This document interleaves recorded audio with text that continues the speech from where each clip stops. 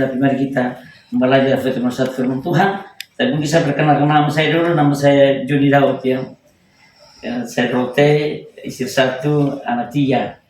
Ya, saya juga melalui satu proses yang begitu dahsyat sehingga saya bisa berdiri seperti ini. Ya, Mbak, jangan takut. Bersama Yesus tidak ada mustahil. Amin. Ya, baik puji Tuhan, kita akan baca satu firman Tuhan dalam Matius pasal yang ke-15. Kita akan baca dalam Matius pasal yang ke-15 ayat ke-21 sampai dengan ayat yang ke-28. Kalau tidak keberatan, mari kita semua bantu berdiri dan kita sama-sama membacakan firman Tuhan ini, sehingga biar firman Tuhan ini menjadi bagi kita semua. Ya. Matius pasal 15 ayat yang ke-21 sampai dengan ayat yang ke-28 dengan perikop perempuan Kanaan yang percaya. 3, 2, 1. Lalu Yesus pergi dari situ dan menyingkir ke daerah Tirus dan Sidon. Maka datang seorang perempuan Kanaan dari daerah itu dan berseru, "Kasihanilah aku ya Tuhan, anak Daud, karena anakku perempuan kerasukan setan dan sangat menderita." Tetapi Yesus sama sekali tidak menjawabnya. Lalu murid-muridnya datang dan meminta kepadanya, "Suruhlah ia pergi. Ia mengikuti kita," dengan berteriak-teriak. Jawab Yesus, "Aku diutus hanya kepada domba-domba yang hilang dari umat Israel." Tetapi perempuan itu mendekat dan menyembah Dia sambil berkata, "Tuhan, tolong aku." Tetapi Yesus menjawab, "Tidak patut mengambil roti yang disediakan bagi anak-anak dan melemparkannya kepada anjing." Kata perempuan itu, "Benar Tuhan." Namun anjing itu makan dari mereka yang jatuh dari meja tuannya. Maka Yesus menjawab dan berkata kepadanya, "Hai ibu, besar imanmu, maka jadilah kepadamu seperti yang kau kehendaki." Dan seketika itu juga anaknya sembuh. Saya berikan tema saya berikan tema kepada kita semua hari ini, harus memiliki iman yang kuat, ya. Amin.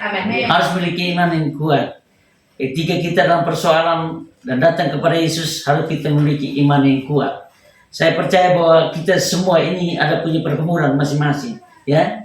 Ada pergumulan karena masalah rumah tangga, ada pergumulan karena sakit penyakit, ada pergumulan karena mungkin kebutuhan rumah tangga, ada pergumulan karena masalah ekonomi, dan juga ada berbagai macam pergumulan. Nah, hari ini saudara yang kasih dalam Tuhan, kita melihat di sini ada salah satu perempuan Kanaan yang punya pergumulan yang sudah terlalu lama. Dia ingin supaya kalau bisa dia bisa ditolong oleh Tuhan Yesus. Firman Tuhan katakan bahwa kita Yesus menyingkir dari daerah Tirus. Ketika dia melewati tempat itu, dia bertemu dengan seorang perempuan yang mana saat itu ketika Yesus melewati tempat ini, perempuan itu dia berteriak, "Tuhan, anak Daud, kasihanilah aku." Saudara yang saya kasih dalam Tuhan, ketika perempuan ini berteriak kepada Tuhan Yesus, Alkitab mengatakan bahwa Yesus sama sekali tidak pernah toleh. Ini satu jiriman kepada seorang perempuan Kanaan. Begitu juga kita semua saat ini, saya percaya bahwa ketika kita berseru kepada Tuhan, belum tentu Tuhan akan jawab kita. Ya, amin. Tapi Tuhan akan menguji sejauh mana kekuatan iman kita. Tuhan menguji sejauh mana dengan sikap kita dengan Tuhan. Apakah kita mundur atau maju, atau kita maju atau mundur, ya amin. Tapi yang kita mengatakan bahwa ketika perempuan ini dalam pergumulan dengan anak yang dalam kerasukan setan itu, saudara, ketika datang kepada Yesus, dia mendapatkan jawaban, tapi tidak sebatas membalik telapak tangan. Dia melewati berbagai macam proses. Alkitab mengatakan bahwa ketika dia berseru pada Yesus, Alkitab mengatakan bahwa di situ tetapi Yesus sama sekali tidak menjawabnya. Lalu murid-muridnya datang dan meminta kepadanya, "Suruh ia pergi." Hal yang pertama yang perlu kita dapatkan sore ini adalah jangan kita lewatkan kesempatan untuk kita berseru kepada Yesus. Amin. Jangan lewatkan kesempatan. Kita dalam pergumulan, jangan kita lewatkan kesempatan. Ada waktu untuk kita berdoa, kita berdoa. Ada waktu kita bersekutu bersama, kita bersekutu bersama. Firman Tuhan dalam Ibrani pasal 10 ayat 5, "Latihlah dirimu beribadah kepada Tuhan Karena di situlah kita akan temukan Tuhan. Ya, amin.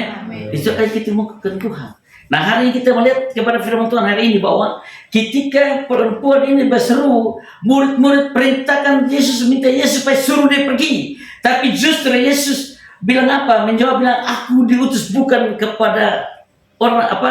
Di ayat yang berikut bilang, jawab Yesus, aku diutus hanya kepada domba-domba yang hilang dari umat Israel. Sepertinya Yesus sudah mulai buat pemisahan.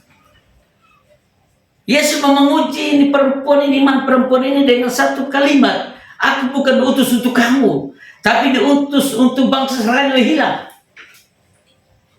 Ya, ini suatu tantangan yang saat ini kalau kita hadapi. Saya tidak tahu bagaimana dengan sikap hati kita terhadap Tuhan. Tapi ternyata saudara, perempuan ini ketika dia mendengar perkataan itu, perempuan itu tidak pernah mundur setapak pun. Ya, amin. Tapi dia semakin dekat dan berseru, Tuhan, tolong aku Tuhan. Kasihani aku Tuhan. Anakku perempuan dalam kerasukan setan yang sangat menderita. Tuhan, tolong Tuhan. Saat ini kita semakin berseru pada Tuhan.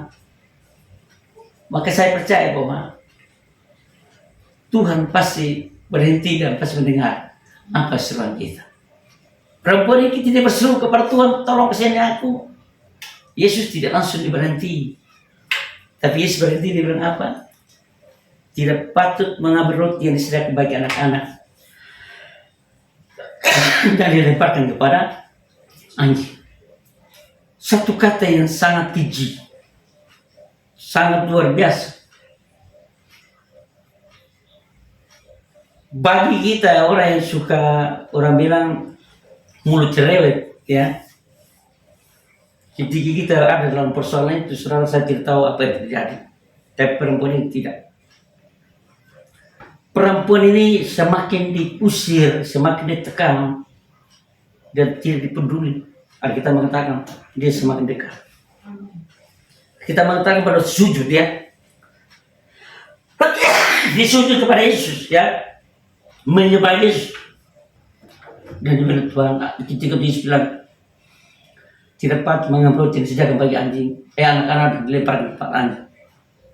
Apa dikata oleh perempuan ini?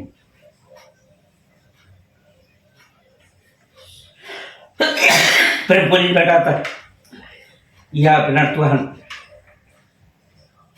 Dia kata benar.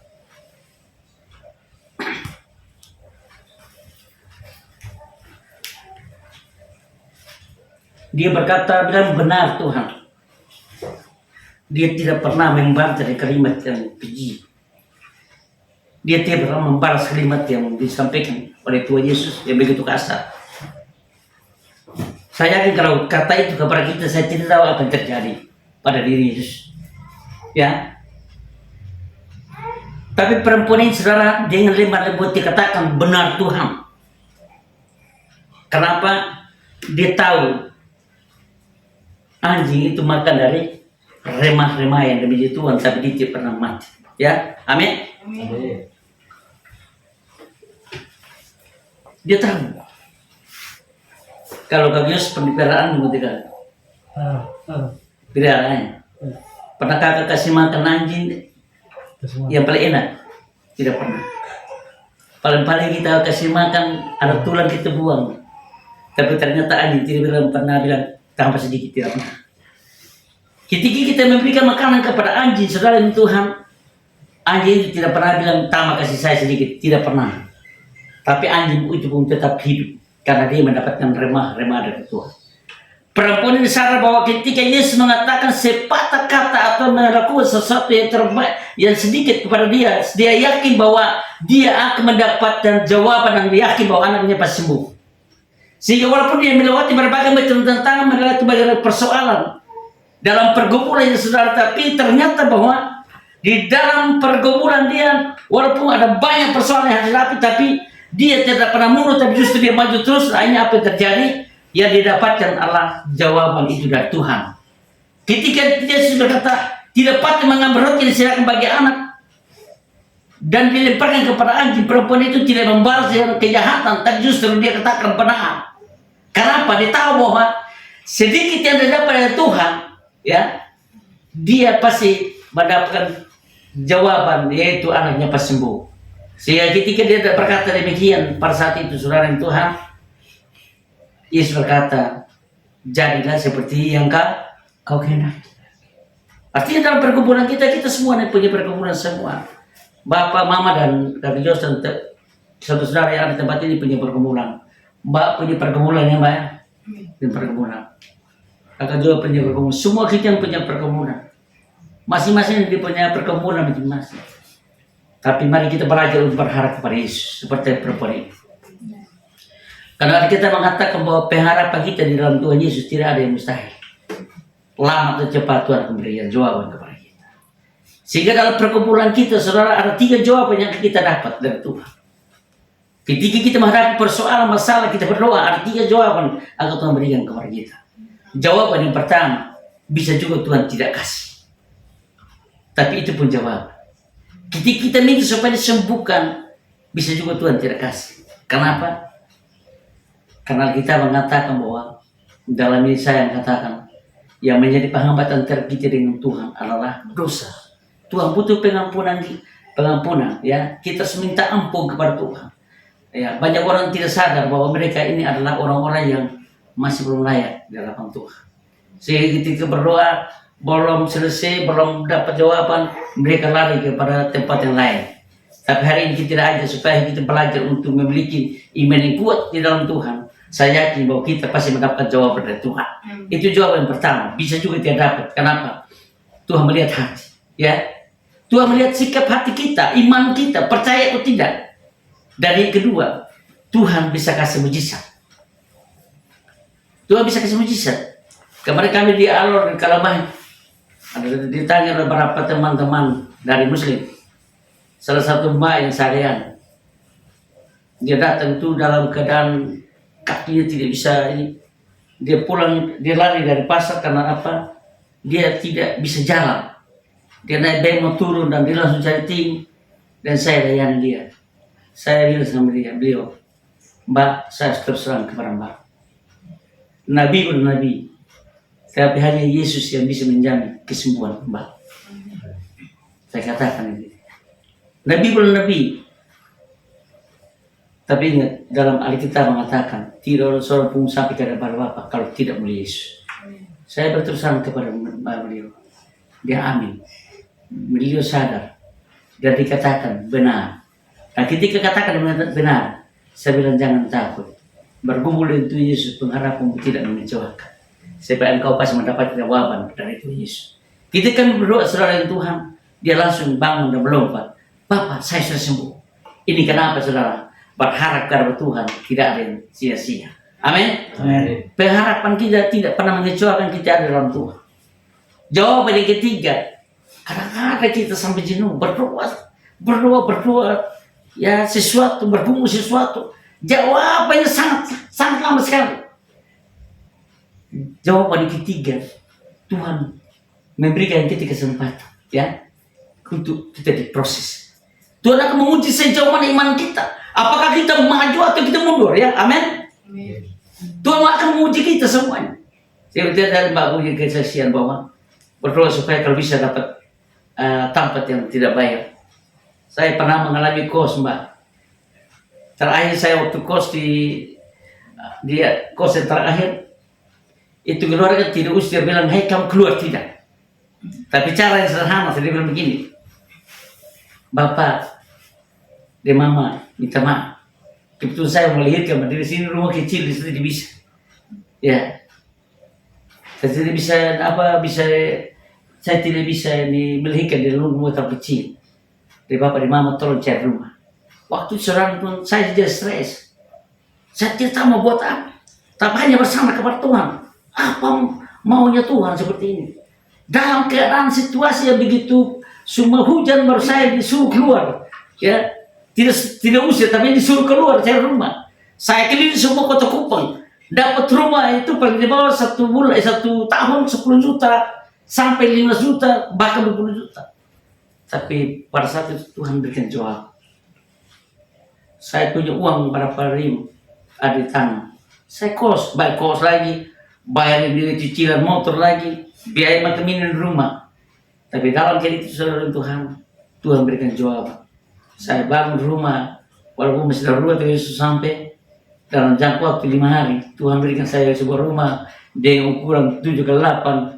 Dan yang saya ada pada tangan saya itu hanya 680.000.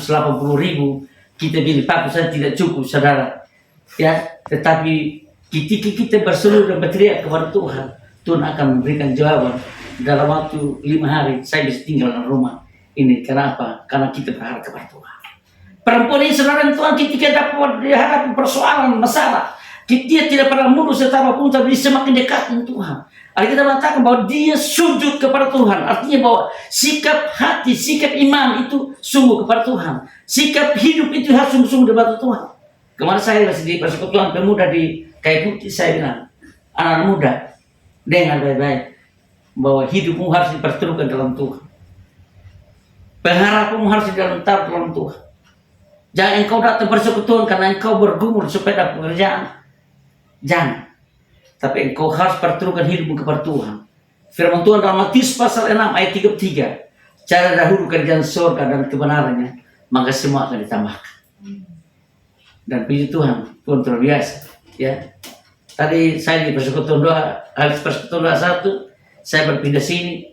Ya belum selesai ibadah, saya pindah sini. Ada kesaksian seorang ibu, dia dari Sumba.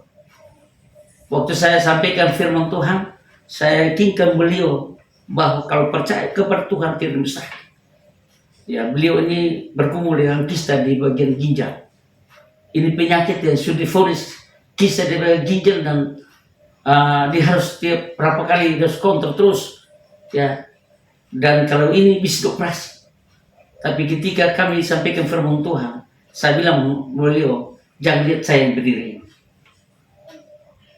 Jangan lihat saya, tapi percaya kepada firman Tuhan. Firman Tuhan katakan, barang siapa yang percaya selamat, siapa yang tidak percaya hukum. Ibu kalau percaya hari ini, tidak mustahil. Berdoa, Tuhan akan dengar doa. Dan ketika kami habis firman Tuhan sampaikan, saya minta sama Tuhan kita tumpang tangan beliau. Saya bilang sama Tuhan, Tuhan, tangan kami ini tangan yang najis. Tapi kami butuh tangan Tuhan yang penuh dengan belas kasihan, tangan Tuhan yang penuh kuasa itu. Tuhan tolong Bapak, letakkan di atas hamba ini dan saat itu juga kau sembuhkan dia. Karena kami percaya bahwa hanya di dalam nama Yesus semua penyakit akan berlalu. Kenapa? Kuasa yang ada padamu itu adalah kuasa surgawi yang sudah diperlengkapi di kuasa. Dan waktu itu saudara tadi bersaksi bahwa ternyata dia setelah habis dari persekutuan doa, dia pergi kontrol kembali di rumah sakit Siloam dan dokter menfonis dia bahwa kisahnya telah hilang. Kisahnya hilang saudara. Karena apa? Ketika dia percaya kepada Tuhan. Luar biasa. Jadi oleh karena itu saudara kita berkumpul dengan Tuhan, mari kita belajar untuk memiliki iman yang kuat. Kita baca satu firman Tuhan dalam Ibrani pasal 11 ayat 6.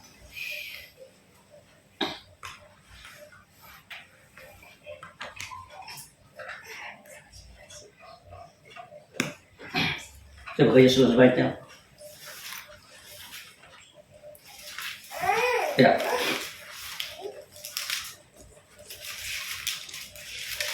Ibrani 11 ayat yang ke-6. Tetapi tanpa iman tidak mungkin orang berkenan kepada Allah.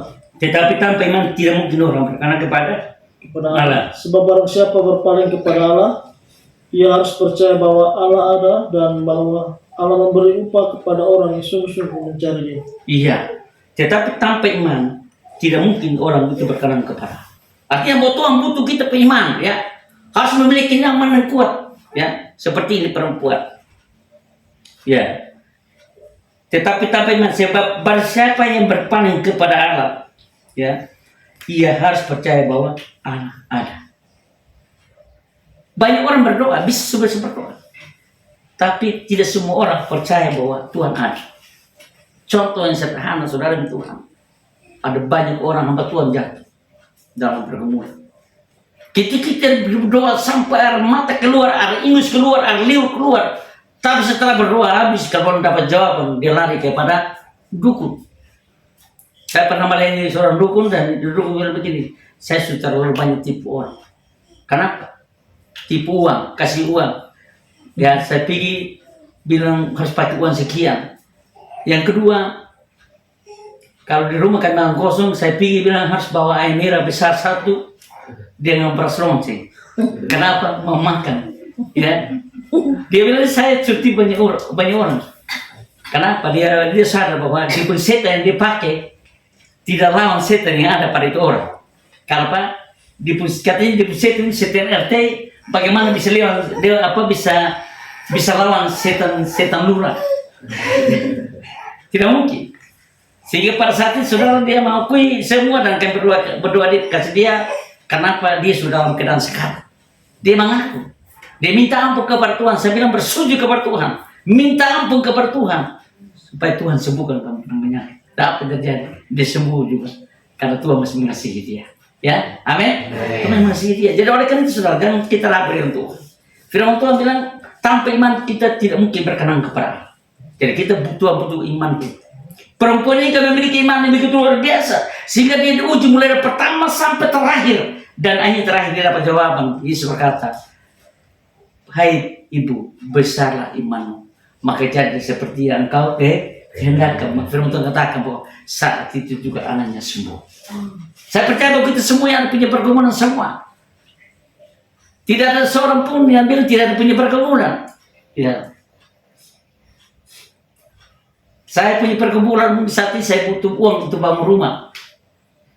Bapak di sini, mama di sini mungkin pergumulan untuk anak-anak masa depan. Ya, amin. Amin. Tapi ingat tahu Tuhan ada di rumah Obed Edom.